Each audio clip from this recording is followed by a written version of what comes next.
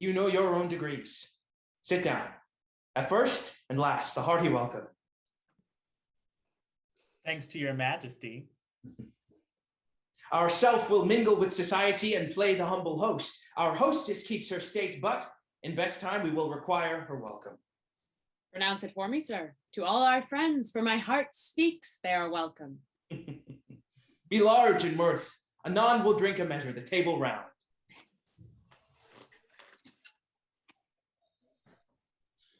There's blood upon thy face. Is Banquo's then? 'Tis better thee without than he within. Is he dispatched? My lord, his throat is cut. That I did for him. Thou art the best of the cutthroats. Yet he's good that did the like for Fleance. If thou didst it, thou art the nonpareil. Most royal, sir. Fleance escaped. Then comes my fit again. I had else been perfect, whole as the marble, as founded as the rock, as broad and general as the casing air. But now I am cabined, cribbed, confined, bound into saucy doubts and fears. But Banquo's safe? Aye, my good lord. Safe in a ditch he bides with 20 treacherous gashes on his head. The least a death to nature. Thanks for that. Get thee gone. Tomorrow we'll hear ourselves again. My royal lord, you do not give the cheer. Sweet remembrancer. Now, good digestion, weight on appetite, and health on both. May it please your majesty, sit. Here had we now our country's honor roofed, were the graced person of our Banquo present, who I may rather challenge for unkindness than pity for mischance. His absence, sir, lays a blame upon his promise. Please it, your highness, to grace us with your royal company. The table's full. Here is a place reserved, sir. Where? Here, my good lord. What is that moves your highness? Which of you have done this? What, my good lord? Thou canst not say I did it. Never shake thy gory locks at me. Gentlemen, rise. His highness is not well. Sit, worthy friends. My lord is often thus, and hath been from his youth. Pray you keep seat. The fit is momentary. Upon a thought he will again be well. If much you note him, you shall offend him and extend his passion. Feed and regard him not. Are you a man? Aye, and a bold one that dared look on that which might appall the devil. Oh, proper stuff. This is the very painting of your fear. This is the air-drawn dagger which you said led you to Duncan. All these flaws and starts, impostors to true fear, would well become a woman's story at a winter's fire, authorized by our grand dam. Shame itself. Why do you make such faces when all's done? You look but on a stool.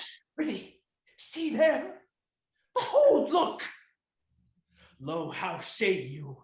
Why, what care I, if thou canst not speak to? If charnel houses and our graves must send those that we bury back, our monuments shall be the maws of kites. Quite unmanned in folly. If I stand here, I saw him. Fie, for shame! The time has been that when the brains were out, the man would die and there an end. But now they rise again with 20 mortal murders on their crowns and push us from our stools. This is more strange than such a murder is. My worthy lord, your noble friends do lack you.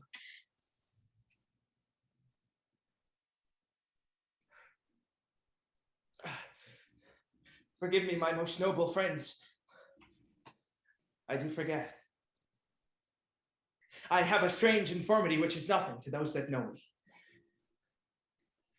Come, love and health to all.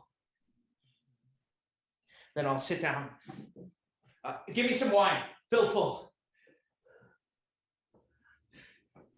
I drink to the general joy of the whole table, and to our dear friend Banquo, whom we miss. Would he were here, to all and him we thirst, and all to all. Our duties in the pledge. Avaunt, and quit my sight! Let the earth hide thee. Thy bones are marrowless, thy blood is cold. Thou hast no speculation in those eyes which thou dost glare with. Think of this, good peers, but as a thing of custom, 'tis no other, only it spoils the pleasure of the time. What man dare, I dare. Take any shape but that, and my firm nerves shall never tremble. Or dare me to the desert with thy sword. If trembling I inhabit, then protest me the baby of a girl. Hence, horrible shadow, unreal mockery, hence.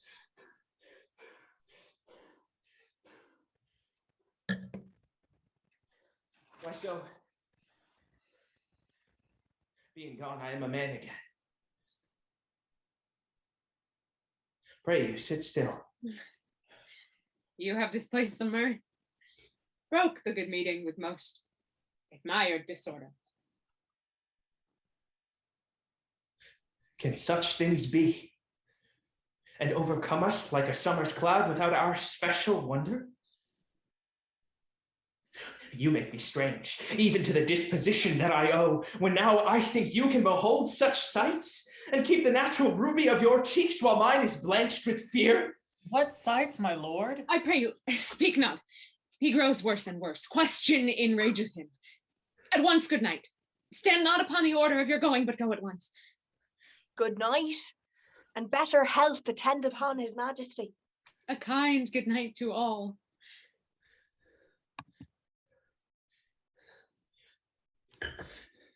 It will have blood, they say. Blood will have blood. Stones have been known to move and trees to speak. Augurs and understood relations have, by maggot pies and choughs and rooks, brought forth the secretest blood of man. What is the night? Almost at odds with morning. Which is which? How sayest thou that Macduff denies his person at our great bidding? Did you send to him, sir? I hear it, by the way, but I will send. There's not a one of them but in his house I keep a servant feed. I will tomorrow, and betimes I will to the weird sisters. More shall they speak. For now I am bent to know by the worst means the worst. For mine own good all causes shall give way. I am in blood stepped in so far, that should I wade no more, returning were as tedious as go o'er. Strange things I have in head that will to hand, which must be acted ere they may be scanned. You lack the season of all nature's sleep. Come, will to sleep. My strange and self-abuse is the initiate fear that wants hard use. We are yet but young indeed.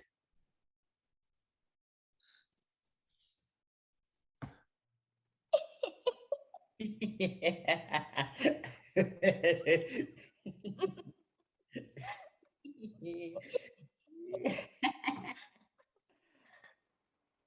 hast thou been, sister?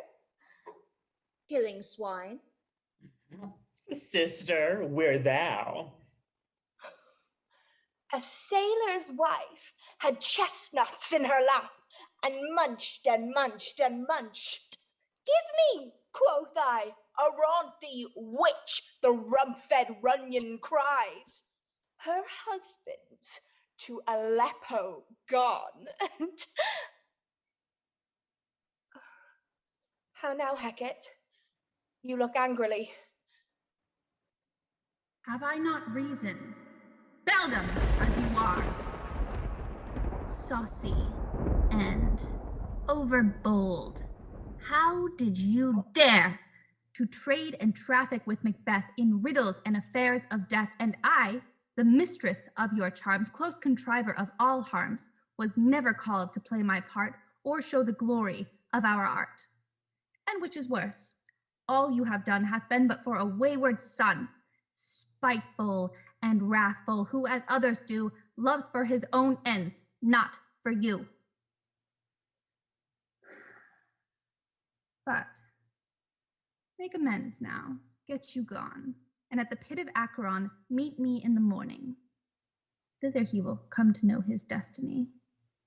Great business must be wrought ere noon.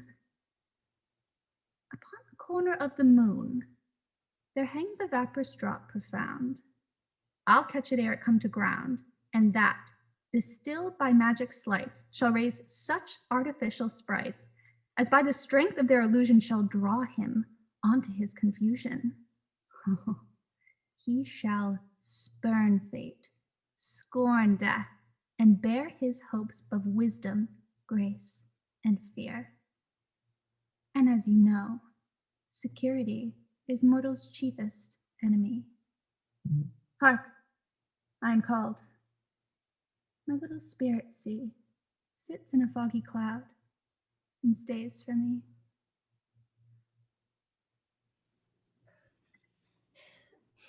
Come, let's make haste. She'll soon be back again.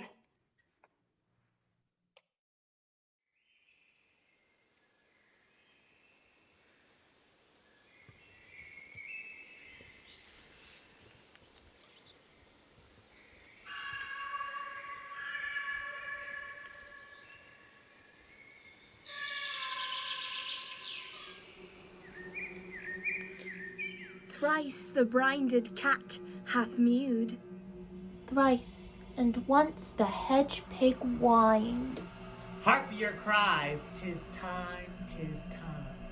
Round about the cauldron go, in the poisoned entrails throw. Toad, that under cold stone, days and nights has 31 sweltered venom sleeping got. Boil thou first i' the chambered pot. Double, double, toil and trouble. Fire burn and cauldron bubble. Fillet of a fenny snake, in the cauldron boil and bake. Eye of newt and toe of frog, wool of bat and tongue of dog. Adder's fork and blindworm's sting, lizard's legs and howlet's wing. For a charm of powerful trouble, like a hell broth, boil and bubble. Double, double, toil and trouble. Fire burn and cauldron bubble. Scale of dragon, tooth of wolf, witch's mummy maw in gulf. Of the ravine, salt sea shark, root of hemlock, dig it in the dark, finger of a birth strangled babe, ditch delivered by a drave, make the gruel thick and slab, and then add thereto a tiger's cauldron for the ingredients of our cauldron. Double, double, toil and trouble. Fire burn and cauldron bubble. Cool it with a baboon's blood. Then the charm is firm and good. Oh, well done. I commend your pains, and everyone will share in the gains. By the pricking of my thumbs, something wicked this way comes. Open locks. Whoever knocks. How now? You secret, black and midnight hags, what is it you do? A deed without a name. I conjure you, by that which you profess, howe'er you come to know it, answer me. Speak. Demand. Will answer. Say if thou hadst rather hear it from our mouths, or from our masters. Call him. Let me see him. Come high or low, thyself and office deftly show.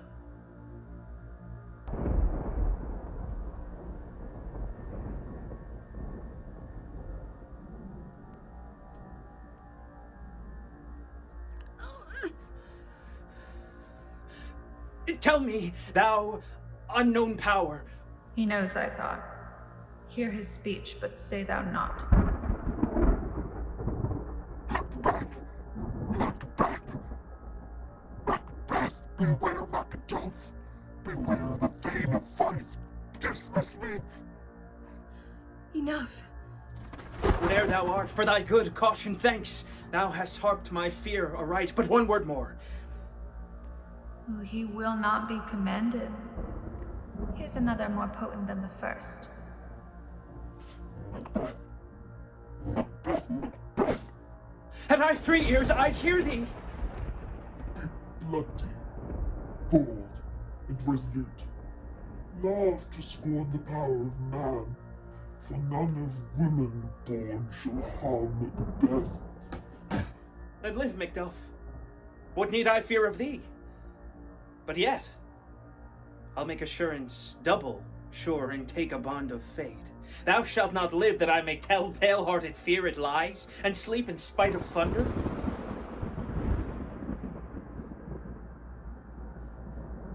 What is this that rises like the issue of a king and wears upon his baby brow the round and top of sovereignty? Listen, but speak not to it. Be lion now, proud and take no care. Who chafes, who threats or where conspirers are, Macbeth shall never vanquished be until great Burnham Wood to high Dunsinane Hill shall come against him.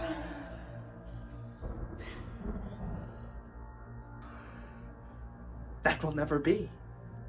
Who can impress the forest, bid the tree unfix his earthbound root? Sweet Bodom, it's good! Rebellious dead, rise never till the wood of Burnham rise, and our high-placed Macbeth shall live the lease of nature, pay his breath to time and mortal custom. Yet my heart throbs to know one thing. Tell me, if your art can tell so much, shall Banquo's issue ever reign in this kingdom? Seek to know no more. I will be satisfied. Deny me this and an eternal curse fall on you. Let me know! Why sinks that cauldron? And what noise is this? Show. Show. Show. Show his eyes. eyes and grieve his heart. Come like shadows, so depart. Thou art too like the spirit of Banquo. Down! Thy crown does sear mine eyeballs, and thy hair. Thou other gold-bound brow is like the first, a third is like the former. Filthy hags, why do you show me this? A fourth? Starred eyes! What, will the line stretch out to the crack of doom? Another yet, a seventh? I'll see no more. And yet the eighth appears, who bears a glass which shows me many more. And some I see that twofold balls and treble scepters carry horrible sight. Now I see 'tis true. For the blood-boltered Banquo smiles upon me and points at them for his. What? Is this so? Aye, sir. All this is so. But why stands Macbeth thus amazedly? Come, sisters, cheer we up his sprites, and show the best of our delights.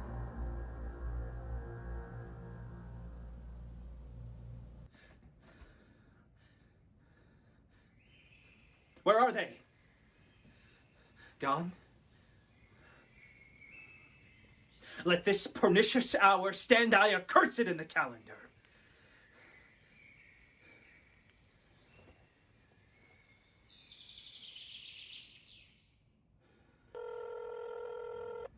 What's your grace's will? Saw you the Weird Sisters? No, my lord. Came they not by you? No, indeed. 'Tis 2 or 3, my lords, that bring you word. Macduff is fled to England.